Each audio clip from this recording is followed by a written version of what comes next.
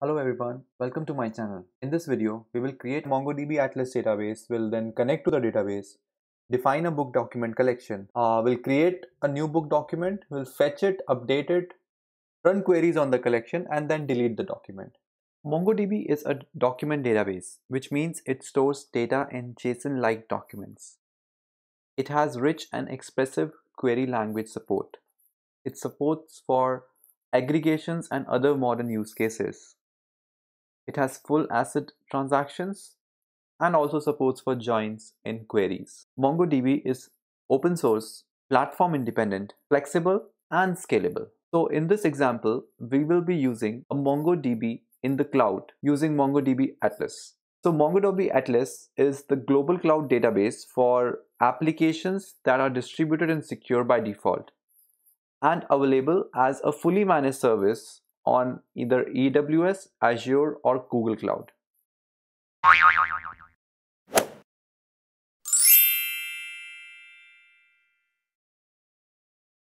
Let's create a new folder.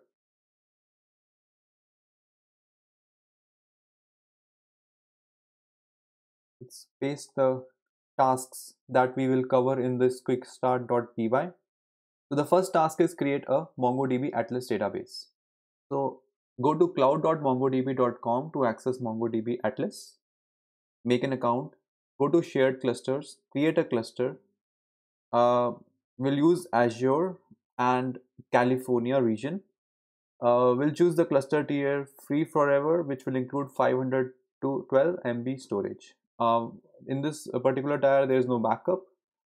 The cluster name, instead of using the default cluster 0, we'll call it Python cluster and we'll click create cluster.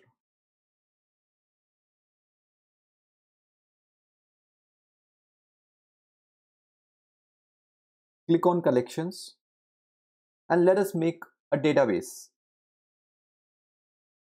Quick start and the collection name will be book. Click create. So this will create a database called quick start and collection called books, which right now is empty. The first thing that we will do is connect to this database. And before we connect to the database, let's just set up virtual environment.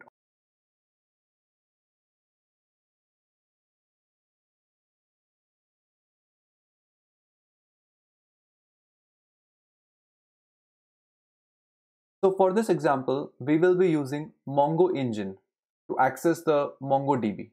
So Mongo Engine is an object document mapper written in Python for working with MongoDB. Let's install it using pip install.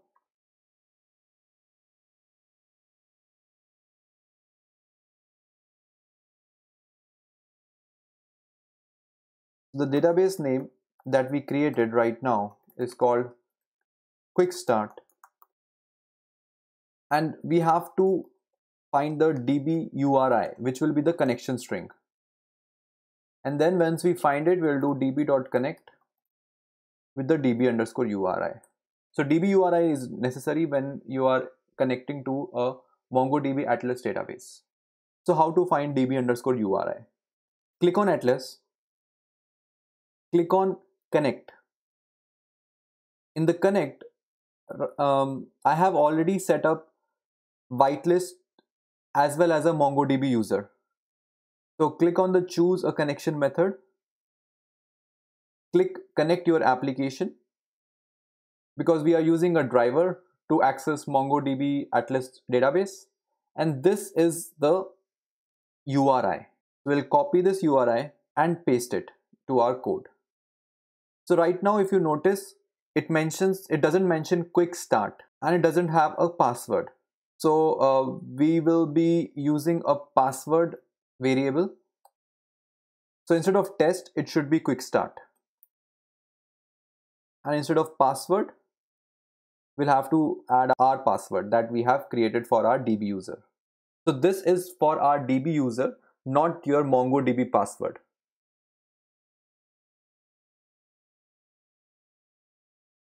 As I don't want to show my password, I am going to import it from the constants file.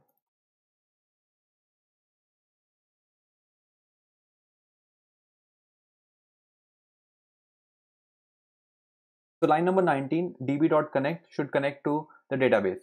So our first task is done. The second task is also done. The third task is to define a book document collection. We'll create a class book which will inherit the document class from Mongo engine, and there will be three fields: the book ID, the name, and the author. Book ID will be an integer, name will be a string, same goes for author.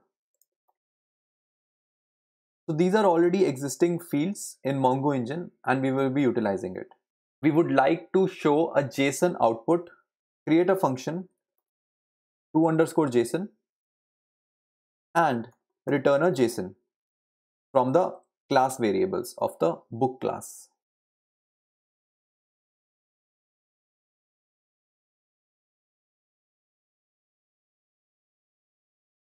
So one thing we need to remember here is that the name of the collection is by default the name of the class converted to lowercase. So we have already created a collection book in the quick start database. So the first thing that we have to do is to create a book.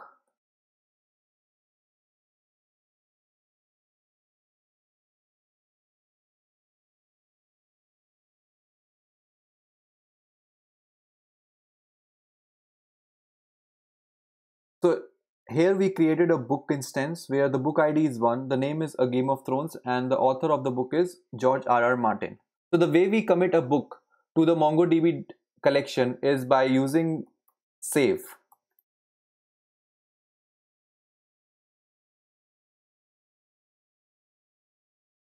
So the next task is to fetch a book. So the way we fetch the book is we simply use the objects attribute of the subclass and use it to fetch the documents. So book is equal to book.objects, and in the objects argument, if we pass in a filter, it will filter the objects based on that parameter. So in our case, the book ID is equal to 1 and we want to fetch that particular book. Then we append dot first. So calling first on the objects attribute will return a single document, the first one which is matched by the query we provide. Book_ID is equal to 1. Print book.toJSON. So let's run this code. Python 3 mongodb_quickstart.py. So currently it says database names cannot contain the dot character. Something went wrong. I think we didn't use the right syntax here. It should contain host is equal to db_URI. Let's retry. Yep, so it errored out saying that DNS Python module must be installed to use the SRV URIs. So I will do pip3 install DNS Python and we'll read on our code. So it created a book and then we fetched the book. Everything looks fine to me. The book ID is 1, name is A Game of Thrones, and author is equal to George R.R. Martin. And let's check the online DB as well. So just refresh. So we can refresh from here as well. So here also we see that a new book document has been added. Going back to our example, the next task that we will do is to update this particular book. So the way we do update is using the function update on the book object. So currently we already have fetched our book object. So we'll use the same book object and do update on this object. We'll change the name and the author. So the new book will be Harry Potter and the author will be J.K. Rowling. Line number 50 is sufficient to update a book. let's print the book object to see what happened. We'll comment out line 37 to 47. We will have to keep line number 46. So now when we run the code, the book has been updated. Book ID 1, the name now is Harry Potter. Let's add another book. So book ID will be 2, the name will be The Alchemist, and the author will be Paulo Coelho. So now let's fetch all the books. So the way you fetch all books is by using book.objects. So book.objects returns a list of books. So we'll create a list called books, and we'll do for book in book.objects. Books.append will append the JSON so that it's easy to read, and then we'll print the books. Let's try this example out.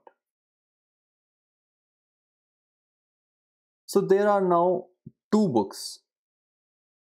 The first is Harry Potter, the second one is The Alchemist. So the next task is using query operators to do query operations on the MongoDB collection.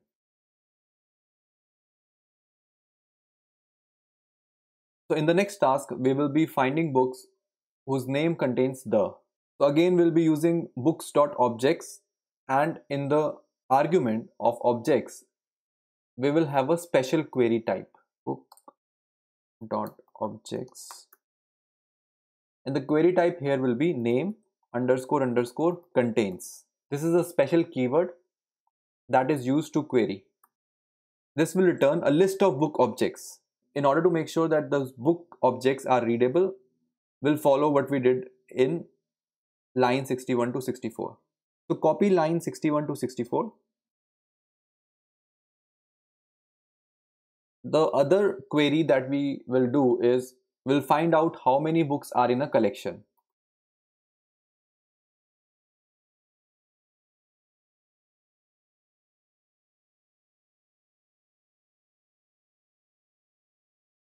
This will show the total number of books in a collection. The next query that we'll look at is order by. So if we have to order by author field, we'll again use the objects function, and we'll append a order by function to the books objects that we get from book.objects, and we'll order it by author field. So again, we'll copy line number 67 to 70, and instead of books.object name _ contains, we'll replace it with line 80.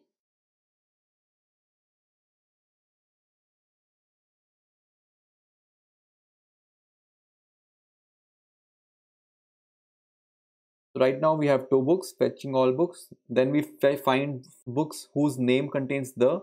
So the second book is the one that whose name contains the. How many books are in collection? There are 2 books in the collection, and we order by the author field. So the next task is to delete a book. We will delete the second book. Book ID equal to 2. So we'll fetch that book, and then we'll do book.delete.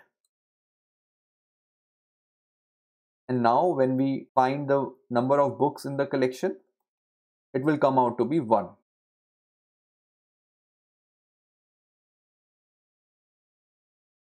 Bookobjects.count is 1, which means that one of the books got removed. So now I'm going to show you how to delete all books in the collection.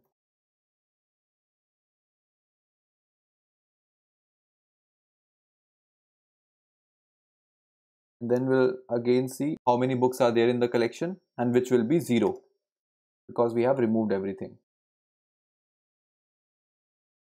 It shows 0. So this is our first task, which is basically a MongoDB quick start, where you can use native Python code to connect to the database, define a document collection, and play around with the database, which involve all the CRUD operations. So the second task of this tutorial is to use Mongo Engine as the ORM for the Flask and use MongoDB as a scalable document store. The Flask Mongo Engine video will be posted to this channel by the next week, so please subscribe to this channel and press the bell icon for updates. Thank you for watching the video.